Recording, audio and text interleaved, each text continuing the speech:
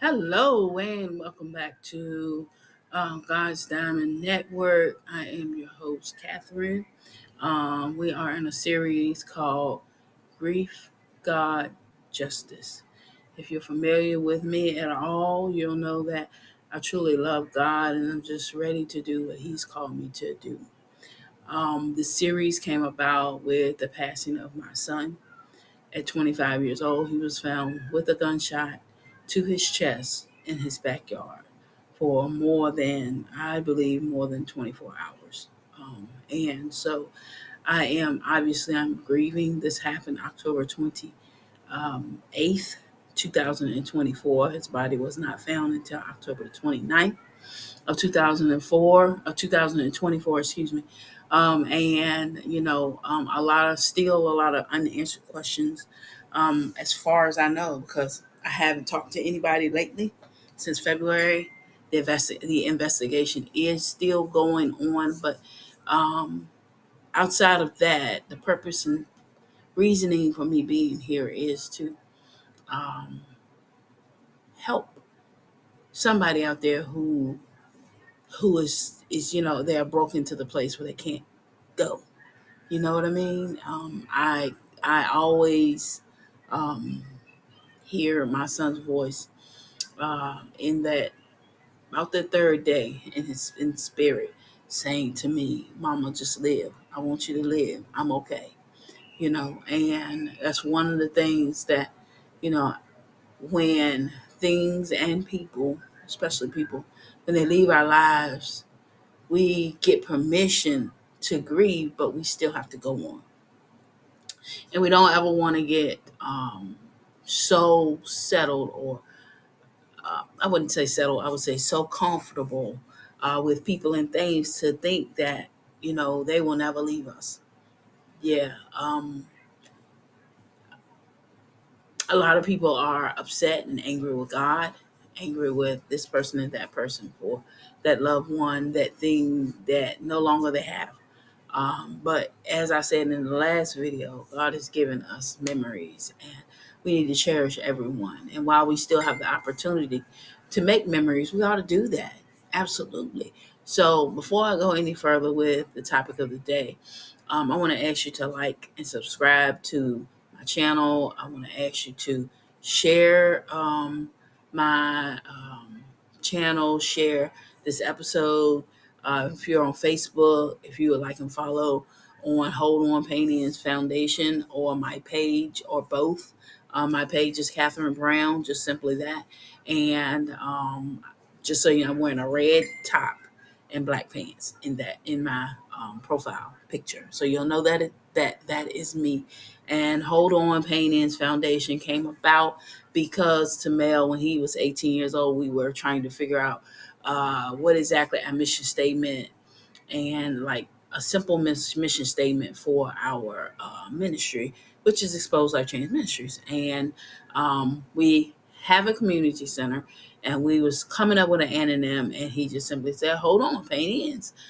His anonym for hope, and that was the one way that God gave me to be able to carry on his legacy into the light, even though he fell into darkness. I am encouraged and know that my son knew the Lord. He is resting there with Jesus. The Lord that confirmed that and all of that. Yeah. That's another thing too. As you're grieving, you've lost someone that you love. You know, they knew Jesus. They knew Jesus, and you know Jesus. You know that they're in a place of peace, and that you will see them again. You'll see them again. Or it's will, you will see them again. Again, you believe that Jesus died for you. They believe that Jesus died for them. You're gonna see each other again. These are just some of the things that give me hope. Yeah, these are some of the things that I grab a hold to when days are hard. I keep talking about my bear, keep forgetting to grab it. But last night was one of those moments where, I hugged my bear because I missed my son in that moment. It's 8 months later. As a mother, I don't think I'll ever get over him not being here with me. I don't believe I'll ever get over the fact that somebody murdered him. I don't think I'll ever get over the fact that, my oldest child is no longer here, you know. But as a young lady I saw said, you learn to live without them. And it truly is something I'm learning. I'm learning how to live this life um, without him. But at the same time, through me, through the people that loved him, we have the ability to be able to carry on everything that he stood for. Absolutely. Yeah. Tamel was so funny. He was just silly. He was so funny that he was silly. He never wanted to see anybody upset.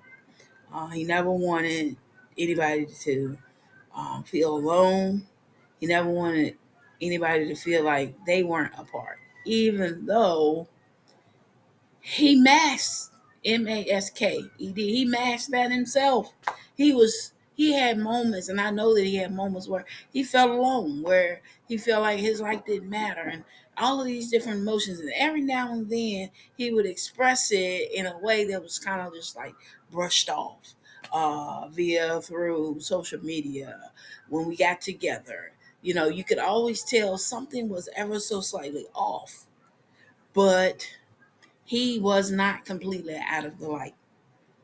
Um, I said it in the last video or the video before that, you know, Jesus, you got to stay in the light. You got to feed your spirit. You have to, because if you don't, you'll get lost in darkness. It's spirit and the flesh, and according to the Bible, as long as we serve the flesh, that's serving death. It's serving. It's serving. It's serving what won't last for eternity. Your spirit is what's going to last for eternity. And to know Jesus is to know that you have everlasting life. Amen. And I'm so grateful, so thankful that he knew that. But again, coming on back to the topic, I'm sorry, I got off track. But the topic at hand today is I just wanted to kind of continue my talk about helping you to recognize the signs of the fact that you are grieving, you are, and it's bad. Yeah. What I'm talking about today and what I will talk about today, it lets us know it's pretty bad when you get to these extremities. I know I experienced sleepless nights. I couldn't sleep. Um, I, um, I had no clarity whatsoever. All I could do was think of my son when he passed away. All I could do was, because I still don't have closure, I don't know exactly what happened, trying to figure out what happened, what could have happened, and all of these things. But physically in my body, I think that was my worst. That was the worst sign that I had. Um, I told you I really didn't have any direction. I didn't have any like motivation to do anything. But that was the one physical sign that I knew that I was in a dark place in regard to grief. Was I couldn't sleep. I could not sleep for nothing. I was sleeping maybe 2 hours, maybe three, and that lasted for about the first 2 weeks. Um, I think it wasn't until after the memorial service where I actually was able to get about 5 or 6 hours of sleep. And at that point, it's like once the memorials happened and the cremation had started for me, we cremated him because they said that because he was outside for so long, maggots had began to they took over his body basically. And to have a casket funeral, um, it would have been one of those things where they was afraid that they would come out. I mean, because she said that they come out of all holes of the body. So she said if it was her child, she wouldn't. And so, I didn't get to see him after he had passed away. I have yet to see. I haven't seen any pictures, anything of what he looked like after he passed away. I don't know if that's a good thing. I might not be ready for that. Sometimes, and that's something that we gotta think about too. Sometimes we're just not ready for the next thing. We want to know this and we want to know that, and we're having a difficult time trying to find out what is this and what is that. Maybe you're not ready. You know, that's the way I look at it. This is the way I try to keep my mind, keep my peace, keep my sanity. Maybe I'm just not ready for that part of it, but I know that's something I will see in due time. Yeah. But back to the topic at hand. We talked about last week dysfunction when we're holding on to the grief, holding on to the pain, holding on to the hurt. um, it can create a it can create a whole lifestyle of dysfunction. It can mess your house up, and I'm talking about physically, and I'm talking about like house in regard to your house, your relationships, people you're connected. It can create a dysfunction that whereas there's no order. You know what I mean? You can be so enraged and um, and crippled in such a way where you just can't get back to where you were or who you were even. I still say I'm not who I was when my son passed. It was a part of me that passed away, and and and God has revived me, and He's reviving me every day. Um, but the thing that's being revived in me is, I would say, my emotional grounding. Um, the part of me um, that once upon a time I tried to keep hidden from everybody. The part of me that I'm talking about is the part where, the sensitivity, the sensitive things that come to pass in our lives. Being heightened as far as um, I myself, I am much more concerned about the matters of the heart. My mind and my heart, I'm gravitating more to helping people hold on versus um, doing all the things that I would have typically done. Preaching, teaching, doing the podcast, doing this, doing that, doing a whole lot of doing. And, now I realize there was a part of me that wasn't connecting to a degree. Because, you know, as a child of God, um, I have um, I have a level of responsibility to the people, to the flock, that a level of a love for people that I didn't have before. Anyway, regardless, before Tamela passed away, but now it's just different, especially to young people his age and younger. You know, a whole lot of them quit and they stop looking at future. They stop looking at the positive. Stop looking at what matters, and they begin to put their focus on what doesn't matter. Yeah, and that has been my ever since he passed. That's been my hunger is to help people not wind up where he did.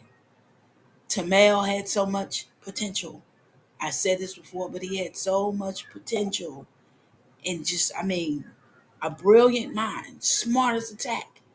But he got lost in, I want this now, I want da da da, da, and I want, if we're not careful, we all can wind up that way. Yeah, but grieving can make you sick.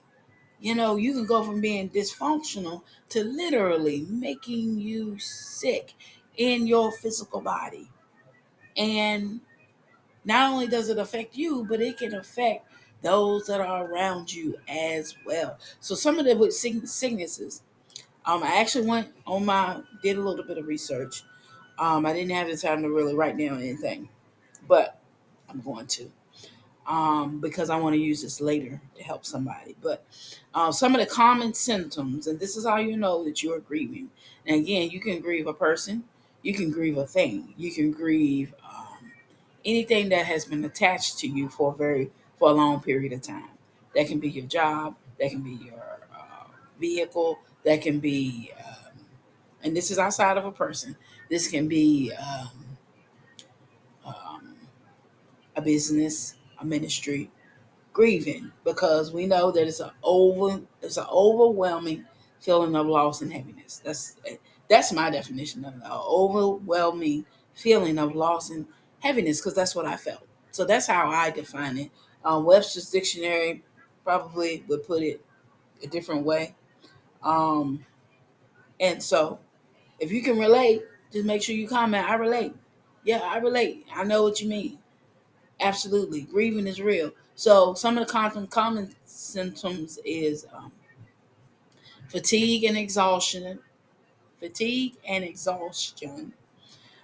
Feeling like you're drained, incredibly and drained. You might feel constantly tired even after sleeping, or have a profound lack of energy. Yeah, I felt that.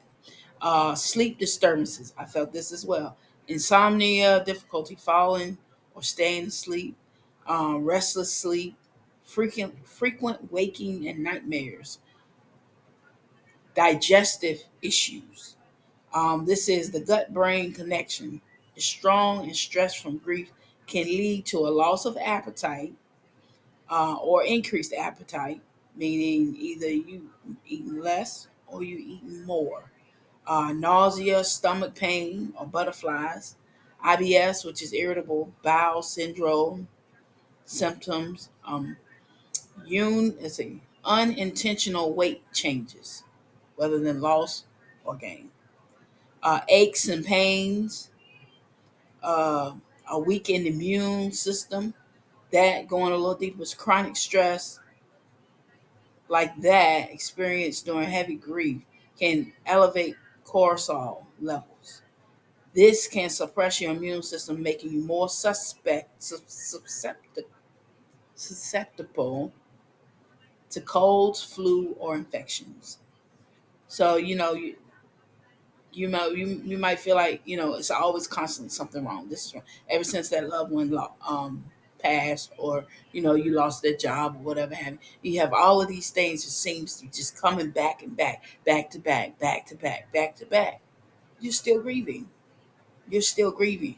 Cardiovascular symptoms, um, and these impact your heart. Higher blood pressure and heart rate, chest tightness or pain, irregular heartbeats. In extreme cases, it's called Takotsubo cardiomyopathy, which is broken heart syndrome. Broken heart syndrome. It mimics a heart attack, which is caused by severe emotional stress. So if you're having those symptoms, you need some help. You need to get some help. Go and talk to somebody. Yeah. If you're having them, you're not seeing a physician or anything, go see somebody. Yeah, I guarantee you it is something to do with grief. And you got to get that weight off of you. Jesus wants to take it for you. If you know Jesus as a child of God, he says, give it to me. Give it to me. He said, I'll take it and you learn about me. Take my yoke. He said, take the things that I have in my word and learn about who I am and who you are. So that that weight doesn't stay with you. We get so attached to people and things that we forget. Like I said earlier, we forget that unfortunately that we all have, especially people, everybody's appointed to die at some point. Everybody. Ain't none of us that's living here never going to get to a place where we're not going to die. Everybody's going to leave this earth. And, you know, we're fooling ourselves if we think that we can be so healthy, we can be this and we can do this to outrun our time on this earth. It's impossible because we don't belong to ourselves. At the end of the day, we don't belong to ourselves. We belong to Jesus Christ. Yeah.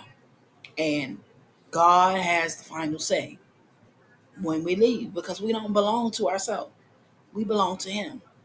And when we have a piece of property, anything that belongs to us, it's up to us when we want to get rid of it.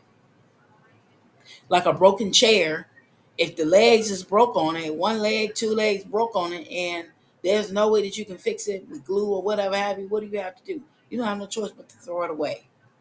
Time will make you have to let go of some things that you don't want to let go of. It will. You can use a buffer zone. Same thing with a car. You can drive and drive and drive and drive. You can drive and take the best care. But I'm telling you, eventually that engine is gonna play out, and you're gonna have to get another one. You know, people. When you're talking about people, it don't work like that. This is why we got to cherish the time that we are given with the people. This has become my anthem these days, ever since the mail passes. Don't waste time. Don't waste time being angry. Don't waste time being upset. Don't waste time mad because you can't get your. Don't waste your time with in regard to relationships because you don't know when they're gonna go. You take that time and you build memories. You build a legacy. You do things um, that's going to um, help the next generation remember who they are. Leave yourself a good name. Even even with us, we all have an expiration date. I'm sitting here talking to you. Look, after I'm dead and gone, these videos will still be available if somebody want to look at them. You'll still be able to hear my voice. You'll be able to still get the wisdom that God has given me because of this video. You know, make some videos. Leave some wisdom for somebody so that when you're gone, they still have something that they can hold on to. One of the things I have to hold on to of my son is, well, it will be three, two, no, I think 3 years, 2 years ago. Um, 2 years ago, he and all of the men at the ministry, they sang Mama. And they all sang together trying to read the words or whatever have you. But my son, he took the mic, and at the end he just began to harmonize with the song. And I knew the way that he sung that song, that was to me, that was to his mama. And that's one thing that I can hold on to. I can look at that video anytime that I want and hear my son's heart. Yeah. And he didn't even realize it was being recorded, but it was recorded for now, for me.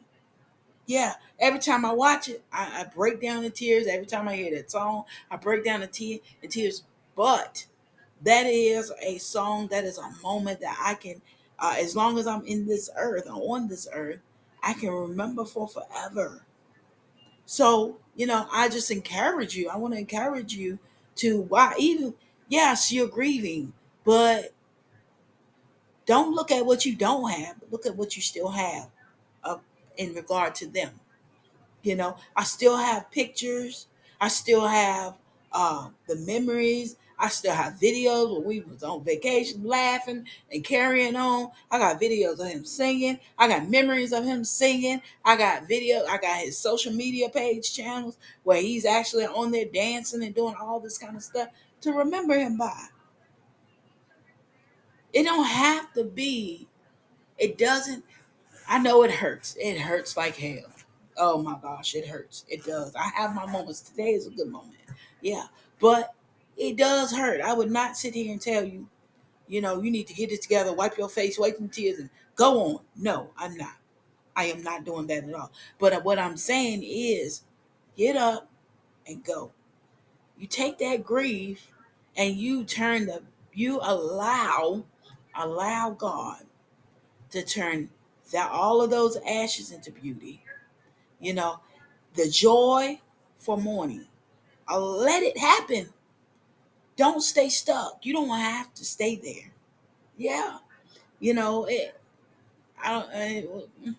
I guess because I guess I did that a little bit too. I kind of, I wanted to have my own little pity party. I wanted to be sad. I wanted to be. I wanted to stay in that place where I was broken. In the beginning, I had those moments, but every time that came about and those moments came, it was like a sweet whisper from the Lord, like, I'm bringing you through. It's going to be all right. You got to keep going, though. You have to keep going. And all of these symptoms, as they get worse and worse as I read them, these are the result of stopping, of not going forth, And I know someone would say, you don't know my pain. You're right. I don't, in a sense, because everybody is different. I don't know what you've been through, but what I know is I can relate to you. because I had some of the same emotions and feelings that you had. Suppose this is just an example. Maybe you lost your spouse. Well, I lost my child.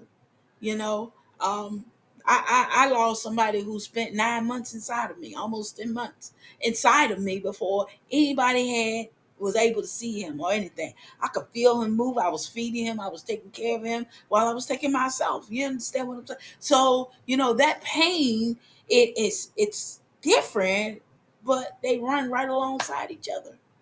Yeah, but it boils down to a choice. You got to choose to go forward. Some of the other things, and these are like when it's prolonged grief, when you're grieving for months and months and months and months. Every day you crying, every day you feel like you seem like you falling to pieces. These are some of the things that can happen. You can be it's a ink. Slow down, slow down.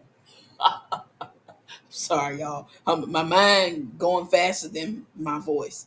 But he said it says increased risk of heart disease, stroke, and cardiovascular events.